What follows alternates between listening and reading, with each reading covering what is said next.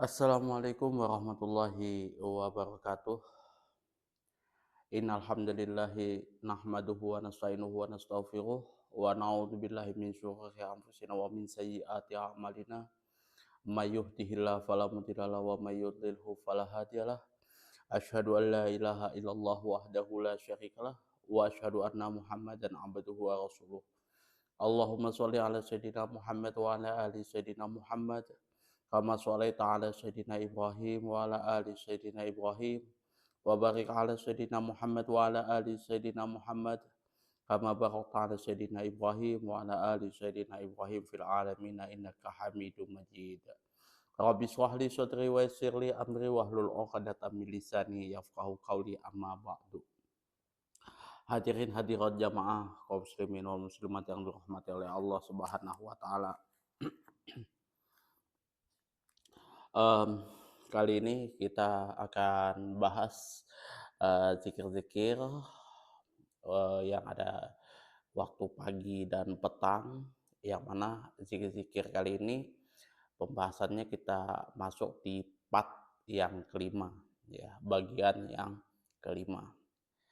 Ya, mudah-mudahan ini bisa memberikan manfaat kepada teman-teman semuanya. Tujuan sedari awal saya membuat video zikir-zikir yang terdapat di dalam Al-Azkar ini tidak lain dan tidak bukan sebenarnya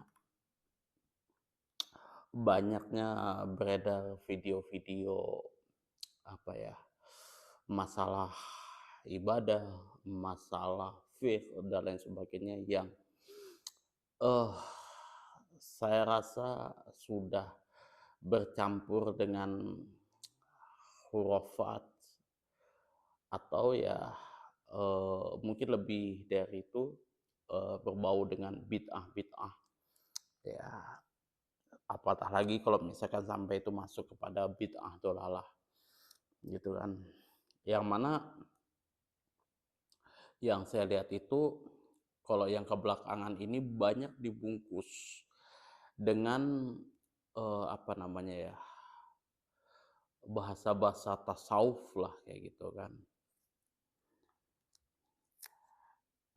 Jujur saja sih saya agak geli ya kalau melihat atau mendengar ceramah-ceramah yang membahas tentang tasawuf itu ya, syariat, thariqat, hakikat, ma'rifat seperti itu. Tapi dari semua video yang saya tonton itu jauh dari apa yang sudah ditentukan oleh Allah Subhanahu wa taala dan Rasulnya. Padahal tasawuf itu sendiri sebenarnya itu kalau menurut Abdul Qasim Al-Qushairi, beliau ini adalah mursyid para sufi, ya, pembimbing para sufi. Ini yang kurun-kurun awal. Beliau itu mengatakan bahwasannya menggunakan istilah tasawuf itu sebagai pemisah diri mereka dari ahli bid'ah, dari perbuatan-perbuatan bid'ah. Jadi sangat mustahil bagi saya, sangat sulit diterima oleh akal pikiran saya kalau misalkan seseorang tersebut mengatasnamakan tasawuf kayak gitu. Tapi amalan-amalannya, perilakunya itu jauh daripada syariat agama Islam gitu, ya kan. Kalau kita tanya kayak gitu kan, kalau aku dulu sering nanya kayak gitu ke teman-teman yang ya katakanlah tasawufnya sudah ajaran tasawuf tingkat tinggi kayak gitu kan. Kenapa kamu ibadahnya kayak gitu, amalannya kayak gitu, kok lain daripada yang lain? Nah, ini kamu masalahnya beda nih. Tuh kan kalau kita mau bahas nih, kalau kau tuh makomnya tuh masih syariat. Kalau kita yang makomnya sudah ma'rifat nih ya, memang beda sudah. Itu khusus sudah pembahasan itu. Dan ruang lingkupnya pun juga beda, itu kelas juga sudah beda. kok bisa ya kan, eee, yang namanya, orang sudah tingkatannya hakikat, wah katakan seperti itu, bisa amalan apa ya, istilahnya, amal ibadahnya tuh kok bisa bertentangan dengan syariat gitu. Padahal ya kalau, ulama sufi mengatakan di situ kalau misalkan setiap, eee, hakikat itu yang tidak didasari tanpa didasari dengan syariat, hakikat, kalau misalkan tidak didasari dengan syariat, itu kafir, kufur. Bahkan kalau, yang saya ambil, dari Fudail bin Iyad, beliau berkata, orang yang bergaul dengan pelaku bid'ah itu tidak akan pernah diberikan hikmah, itu. Zunun al-Masri itu berkata, masuknya kerusakan pada manusia itu ada 6. Yang pertama, lemahnya niat akan amalan akhirat, itu ya, untuk amalan akhirat. Yang kedua, siapnya tubuh untuk syahwat. Kita sudah lemah niat untuk amalan-amalan di akhirat kita, kemudian tubuh kita masih siap untuk syahwat. Yang ketiga, dikalahkan oleh harapan panjang dan lupa akan kematian. Yang keempat, terpengaruh dengan keridhaan manusia daripada ridhonya Allah Subhanahu wa taala.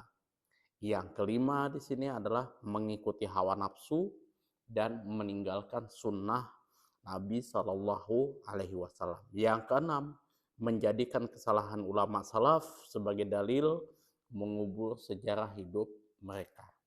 Jadi salah satu kerusakan pada manusia itu adalah mengikuti hawa nafsu dan meninggalkan sunnah daripada Rasulullah Shallallahu Alaihi Wasallam. Bahkan kalau yang namanya sunnah ini itu pasti bertentangan dengan bid'ah, dan itu kalau orang sufi itu sangat ketat dengan hal-hal yang berbau bid'ah. Kalau ibadahnya itu nggak sesuai dengan syariat agama Islam, mereka langsung tinggal. Tuh. Beda kalau misalkan pemikiran kita, kalau misalkan orang sufi kayak gitu kan, orang yang sudah tasawuf tingkat tinggi kayak gitu kan, ya bebas dia mau mengkreasikan amalan ibadahnya kayak gimana karena makomnya sudah tinggi gitu kan. Allahu a'lam bishawab kayak gitu kan. Dikiranya ulama-ulama sufi zaman dulu tuh ya seenak jidatnya ya kayak gitu kan, membuat suatu syariat yang tidak ada dalil, yang tidak ada dasar. Itu bahaya, itu bahaya. Makanya kalau ulama-ulama itu mengatakan kenapa sih mereka itu lebih fokus kepada ahli bid'ah daripada ahli maksiat. Karena kalau ahli maksiat itu kita negur mereka tuh santai, simple kayak gitu kan. Dan mereka tahu mereka bermaksiat kayak gitu kan. Eh, kurang-kurangilah minum, janganlah terlalu banyak judi kayak gitu kan. Ya kurang-kurangilah maksiat.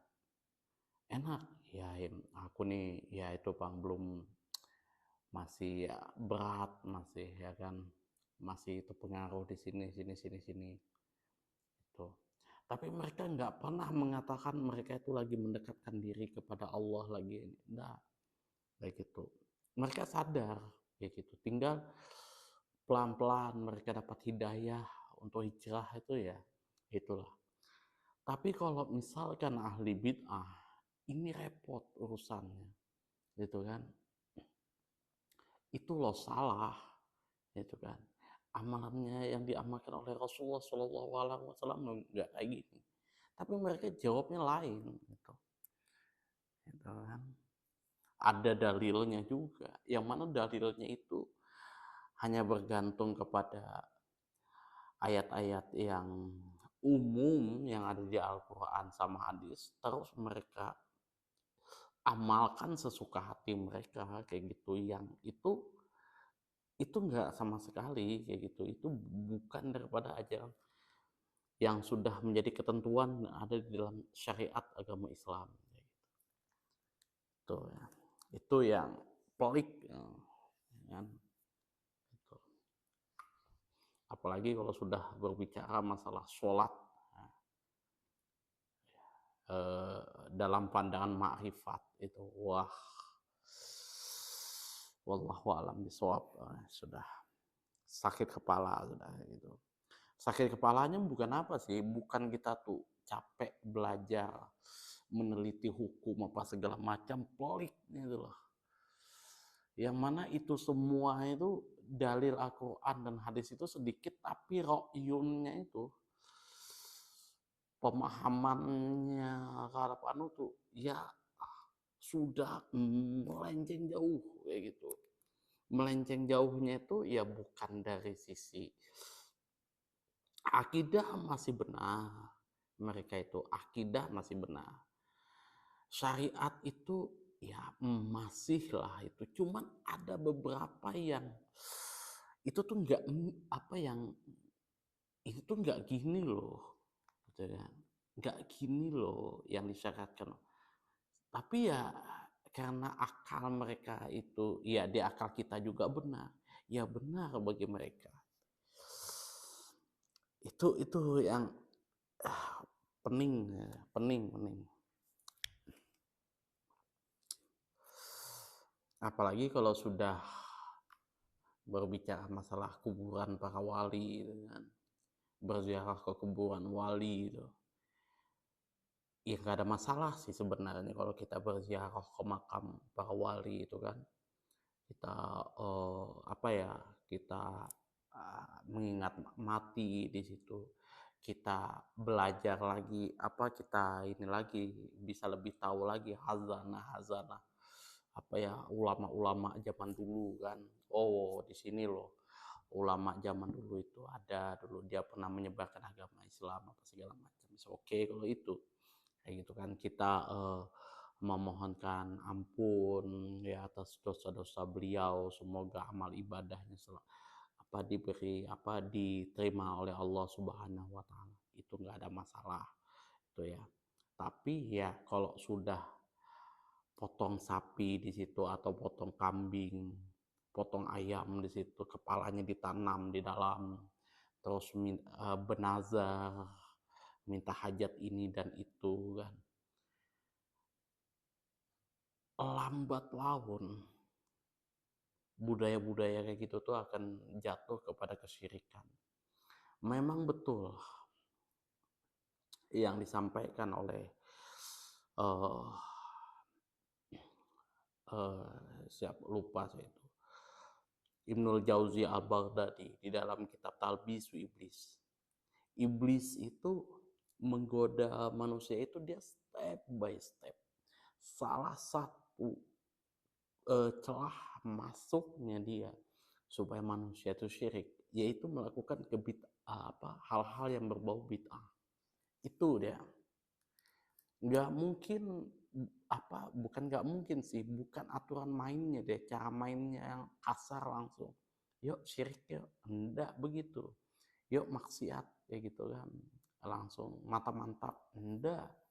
Dia step by step dulu, ajak ngobrol dulu lah, tuh cewek masa kalau ketus kayak gitu. Kayak gitu dia, pelan yang mulai ujung-ujung kejeblos saja, ujung-ujung musyrik aja.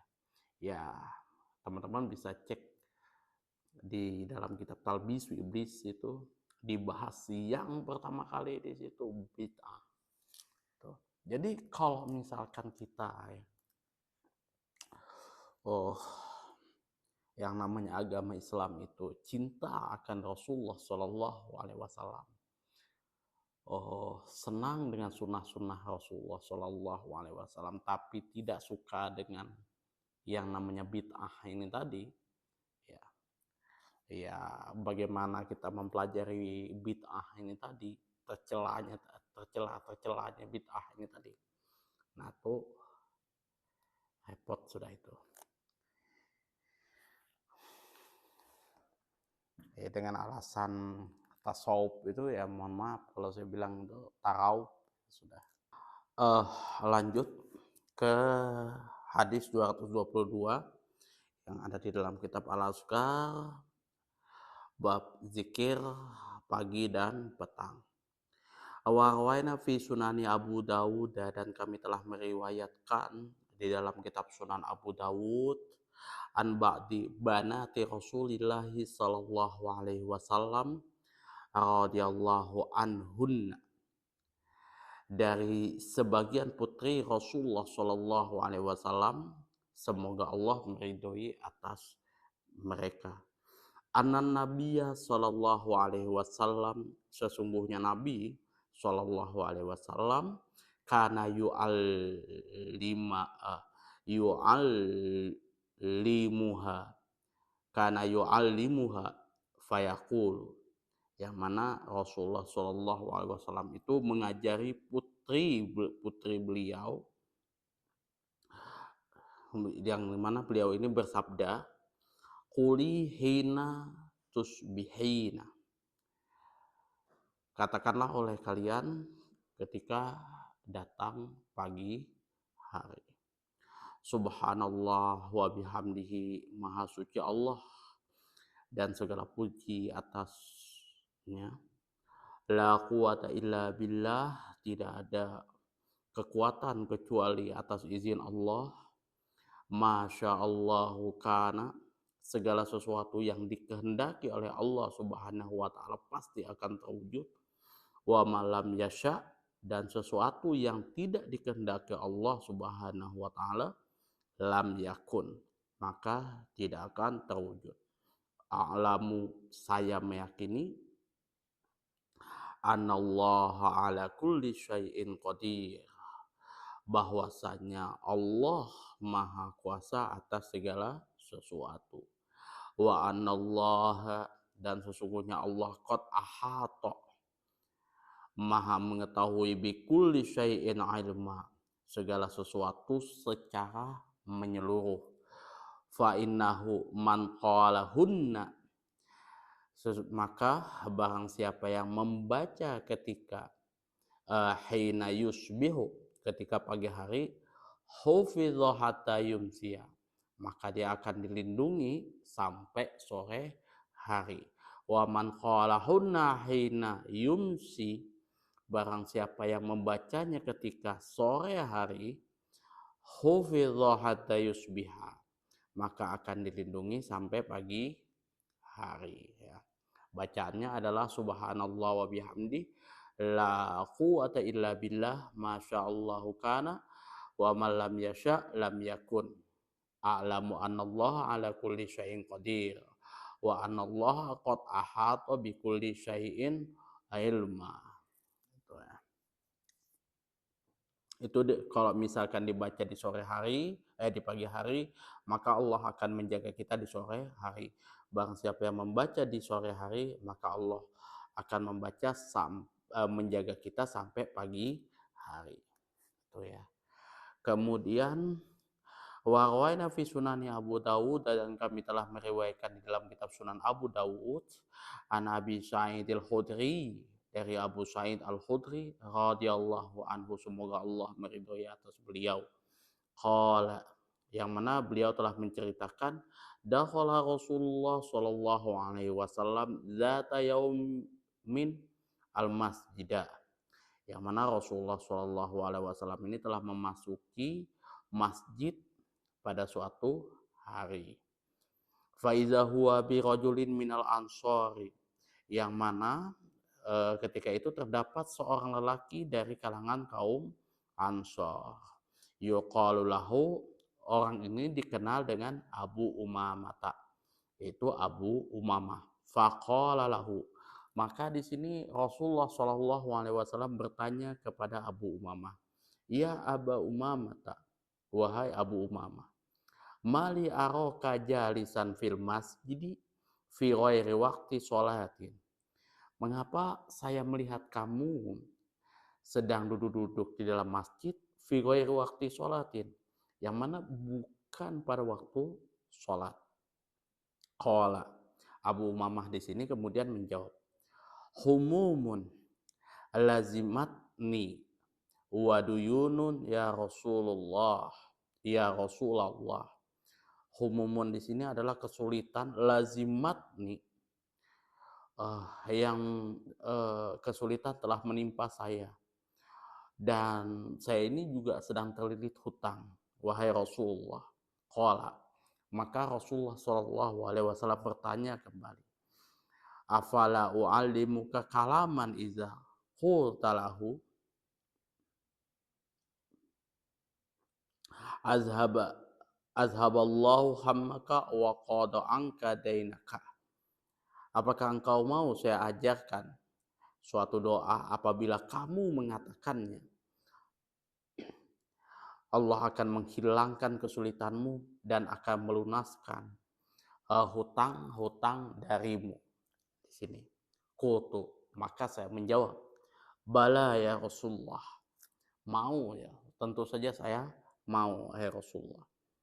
Qala, kemudian Rasulullah Shallallahu Alaihi Wasallam bersabda, qul, bacalah, iza asbahta wa iza amsaita, apabila kamu sudah masuki waktu pagi dan juga masuk pada sore hari, maka ucapkanlah, Allahumma inni, ya Allah, sesungguhnya aku, a'udzubika minal hammi wal huzni, aku berlindung kepadamu dari kesusahan dan kesedihan. Ya, bisa husni, bisa hazani. Ya. Wa a'udzubika min ajzi wal kasali, dan aku berlindung kepadamu dari sifat lemah dan malas. Wa a'udzubika minal jubni wal bukhul, dan saya berlindung kepadamu ya Allah dari sifat takut dan kikir. Wa a'udzubika min ghalabatid daini wa qahri rijal, dan aku berlindung kepadamu dari terhimpit hutang dan dipaksa orang.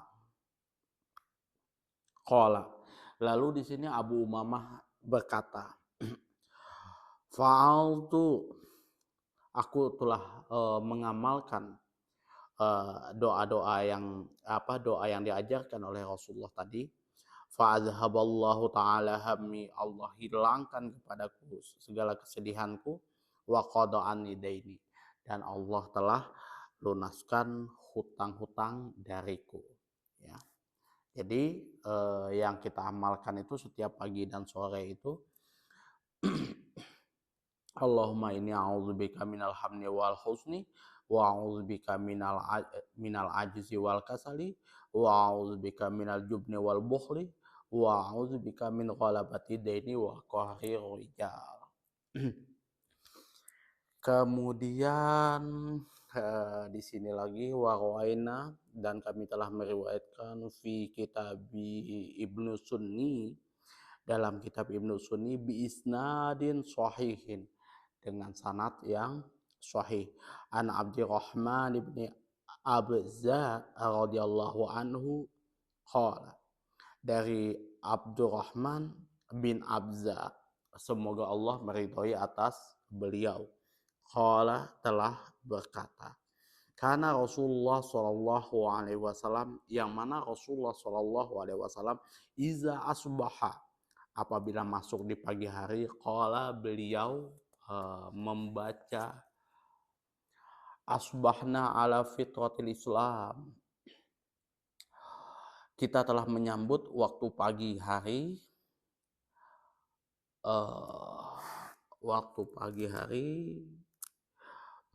menetapi atas fitrah Islam, wa kalimatil ikhlas, dan kalimat ikhlas, wa dini nabiyina Muhammadin sallallahu alaihi wasallam, dan agama nabi kita Muhammad sallallahu alaihi wasallam, wa millati abina Ibrahim sallallahu alaihi wasallam, dan agama ayah kami Ibrahim sallallahu alaihi wasallam, hanifan, yang lurus, muslimau wa ma'ana minal musyrikin. Saya berserah diri dan aku ini bukan termasuk dari golongan orang-orang yang musyrik. Qultu, di sini Imam Nawawi berkata, kaza fi kitabihi, demikianlah tercantum di dalam kitabnya Ibnu Sunni, ya, yang tadi asbahna ala fitratil Islam wa kalimatil ikhlasi wa dini nabina Muhammadin sallallahu alaihi wasallam wa millati abina Ibrahim sallallahu alaihi wasallam hanifam muslima wa ma'ana minal musyrikin. Itu terdapat teks itu terdapat di dalam kitab Ibnu Sunni. Wa dini nabina Muhammadin sallallahu alaihi wasallam, dengan redaksi dini nabina Muhammadin, redaksinya seperti itu ya. Wa huwa ghairu mumtani, yang mana tidaklah dan hal ini tidak terlarang, tidak ada masalah. Wala'allahu sallallahu alaihi wasallam, yang mana barangkali Nabi sallallahu alaihi wasallam qala dzalika zahran, membaca doa tersebut dengan keras, liyusmi'ahu ghairahu, agar orang-orang lain bisa mendengar doa tersebut, fayata'allamahu, untuk dijadikan pelajaran. Wallahu a'lam. Jadi redaksi wadini nabina Muhammadin sallallahu alaihi wasallam itu ya memang sudah seperti itu, tidak masalah ya. Di situ beliau sampaikan, karena di sini barangkali Rasulullah sallallahu alaihi wasallam membaca itu dengan keras supaya didengar oleh orang lain untuk dijadikan pelajaran. Wa rawaina fi kitab Ibnu Sinni, dan kami telah meriwayatkan di dalam kitab Ibnu Sinni, an Abdullah bin Abi Aufa radhiyallahu anhuma, dari Abdullah bin Abi Aufa, semoga Allah meridhoi atas keduanya, qala, telah berkata, kana Rasulullah sallallahu alaihi wasallam iza asbaha qala, yang mana Rasulullah sallallahu alaihi wasallam itu apabila memasuki waktu pagi, beliau membaca asbahna wa asbaha mulka lillahi azza wa jalla. Kita telah memasuki waktu pagi, wa asbaha mulku lillahi azza wa jalla, dan selamanya kerajaan itu hanya milik Allah subhanahu wa ta'ala. Walhamdulillahi, dan segala puji bagi Allah, wal kibriya'u wal azamatu lillahi, dan kebesaran dan keagungan itu hanya milik Allah subhanahu wa ta'ala. Wal khalqu wal amru wal lailu wan nahar, dan segala ciptaannya, urusannya, malam hari, siang hari, wa masakana fihima, dan apa-apa dan segala sesuatu yang berada di waktu malam dan siang hari, lillahi ta'ala, hanyalah milik Allah. Allahumma ja'ala awwala hadhihi nahari sholahan, ya Allah, jadikanlah permulaan di siang hari ini dengan yang baik, wa awsatahu najahan, dan pertengahan hari ini dengan keadaan sukses, wa akhirahu falahan, dan akhir daripada siang hari itu dalam keadaan beruntung. Ya Arhamar Rahimin, wahai Zat yang Maha Penyayang di antara orang-orang yang penyayang. Ya. Asbahna wa asbaha mulka lillahi azza wa jalla, walhamdulillahi wal kibriya wal azimatu lillahi, wal khalqu wal amru wal lailu wan nahar wa masakana fihi malillahi ta'ala. Allahumma ja'al awwala hadhihi nahari sholahan, wa awsatahu najahan, wa akhirahu falahan, ya Arhamar Rahimin. Ini juga bagus dibaca pada pagi dan sore hari. Terutama pagi hari. Di sini dijelaskan pagi hari. Wa rawaina fi kitabait Tirmizi wa Ibnu Sunni, dan kami telah meriwayatkan di dalam dua kitab, yaitu kitab At-Tirmizi dan kitab Ibnu Sunni di sini, bi isnadin fihi dhafun, yang mana sanad di dalam hadis ini mengandung sisi kedhaifan. An Ma'qil bin Yasar an Ma'qil bin Yasarin radhiyallahu anhu, daripada Ma'qil bin Yasar, semoga Allah meridhoi atas beliau. Anin Nabi sallallahu alaihi wasallam qala, daripada Rasulullah sallallahu alaihi wasallam, semoga Allah meridhoi atas beliau, daripada Rasulullah sallallahu alaihi wasallam qala, telah bersabda, man qala, barang siapa yang membaca hina yusbihu salasa marwatin, ketika di pagi hari itu 3 kali, a'udzubillahi samiil alimi minasyaitonir rajim, ya, 3 kali itu a'udzubillahi samiil alim minasyaitonir rajim, aku berlindung kepada Allah yang maha mendengar lagi maha mengetahui dari godaan syaitan yang terkutuk. Ini dibaca 3 kali. Wa qara'a salasa ayatin min surati Hasyr, dan membaca 3 ayat dari surah Al-Hasyr. Ya, 3 ayat itu kalau dalam surah Al-Hasyr itu sabahalillahi ma fis samawati wa ma fil ardh wa huwal azizul hakim. Huwallazi akhrajal ladzi kafaru min ahlil kitabi min diyarihim li awalil hasyri ma dzanantum ayyahruju wa zannu annahum ma ni'anuhum khusunuhum minallahi fa'atahumullahu min haitsu lam yahtasibu wa qadhafa fi qulubihim ru'ba yuhribuna buyutahum bi aidihim wa aidiyal mu'minin fa'tabiru ya ulil absar walau an kataballahu alaihimul jalaa la'azzabahum fid dunya walahum fil akhirati azabun nar walahum fil akhirati azabun nar. Ini 3 ayat di dalam surah Al-Hasyr. Kemudian di sini apa yang akan kita dapat di sini ya? Wa qallallahu ta'ala bihi sab'ina alfa malakin, yang mana Allah akan mengutus 70.000 malaikat. Yusalluna alaihi hatta yumsi, yang mana 70.000 malaikat itu akan mendoakan kepada orang tersebut, kepada kita yang membaca tadi, sampai sore hari.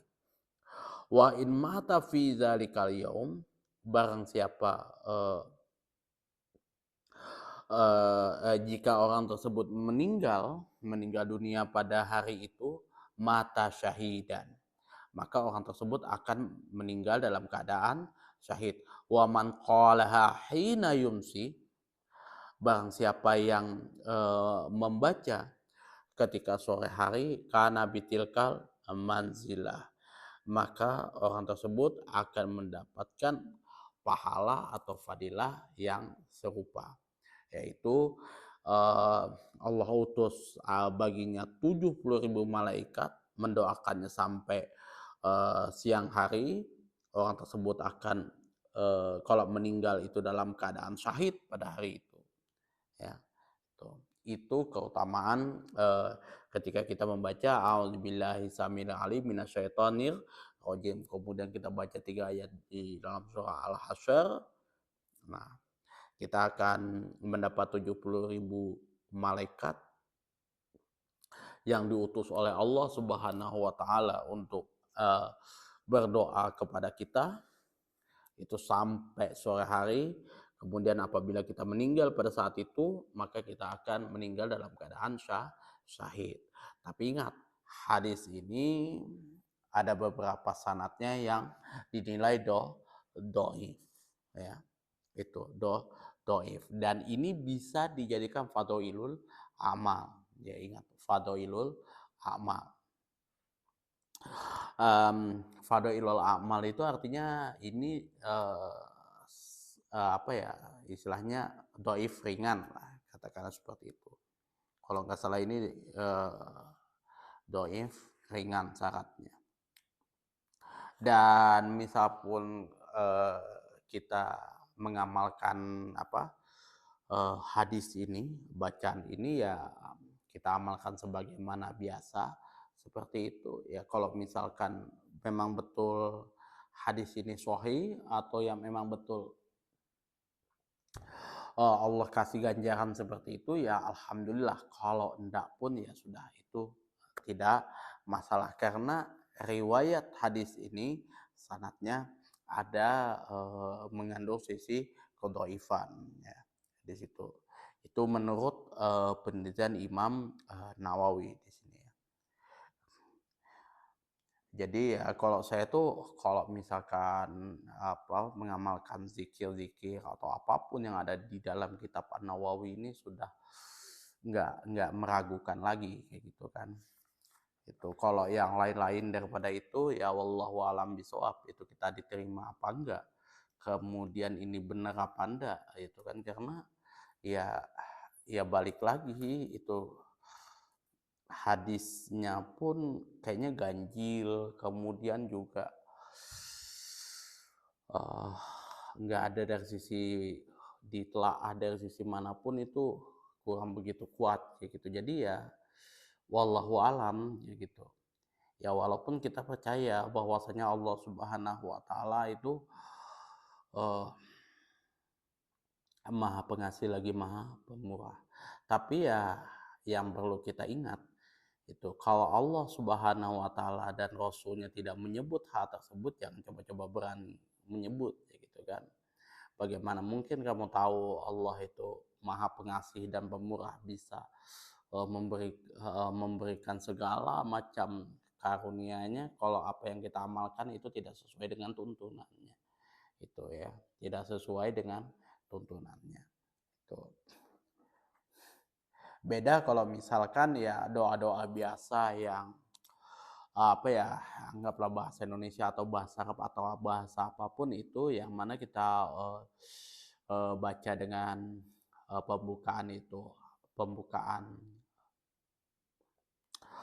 memuji nama Allah, kemudian bersolawat ke atas Nabi, baru kita berdoa di situ, terserah apapun yang kita bisa, baru kita tutup dengan pujian kepada Allah, sholawat kepada Nabi. Itu yakin saya diterima oleh Allah Subhanahu wa taala. Itu ya, itu sampai itu. Tapi ya wallahu alam, saya kalau yang namanya dikabulkan itu kapan, itu mau sekarang atau yang akan datang ya itu sudah kita pasrahkan oleh Allah Subhanahu wa taala. Tapi jalurnya seperti itu sah. Kemudian juga kalau misalkan kita mau bertawasul, yang paling bagus itu ya bertawasul atas amal baik kita ya, amal ibadah kita. Misalkan kita bersedekah kepada orang kayak gitu kan. Ya Allah, dengan sedekahku ini ya kan mudahkanlah segala macam urusanku nih Allah kayak gitu kan. Dengan amal kebaikanku ini saya minta lunaskanlah hutang-hutangku nih Allah. Itu bisa. Nggak ada ulama yang mempersoalkan hal tersebut. Ulama semua sepakat kalau tawasul atas amal kebaikan kita. Tapi kalau misal kita bertawasul kepada Rasulullah Shallallahu Alaihi Wasallam, itu memang ada perbedaan pandangan di situ. Yang pertama ya ada ulama yang membolehkan itu bertawasul karena ini Rasulullah Shallallahu Alaihi Wasallam, bukan kepada yang lainnya. Kemudian yang kedua, ada ulama yang juga tidak membolehkan karena Rasulullah Shallallahu Alaihi Wasallam sudah meninggal, dan karena Rasulullah Shallallahu Alaihi Wasallam sudah meninggal, ya otomatis ya langsung memohon kepada Allah Subhanahu wa taala. Itu yang diajarkan oleh Rasulullah Shallallahu alaihi wasallam, dan kedua-dua hujahnya juga kuat kayak gitu. Masa apa ya?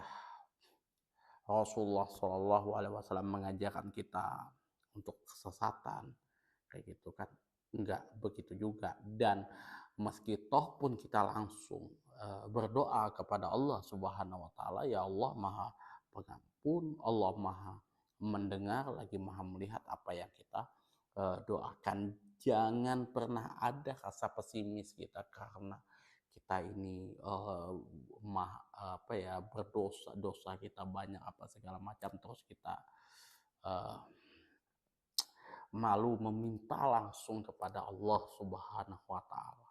Itu pandangan para ulama. Langsung minta aja kayak gitu kan kepada Allah Subhanahu wa taala, itu juga tidak ada masalah. Ada juga yang mengatakan ulama ya istilahnya memuji nama Allah, kemudian kita bersolawat kepada Nabi, baru kita minta doa-doa kita kayak gitu kan. Kemudian kita tutup. Tapi saya kecenderungan yang memuji nama Allah, sholawat, baru doa-doa. Itu kalau saya itu seperti itu. Tapi kalau misal zikir-zikir seperti ini, ya apa yang ada di dalam hadis ini ya saya amalkan saklek seperti itu.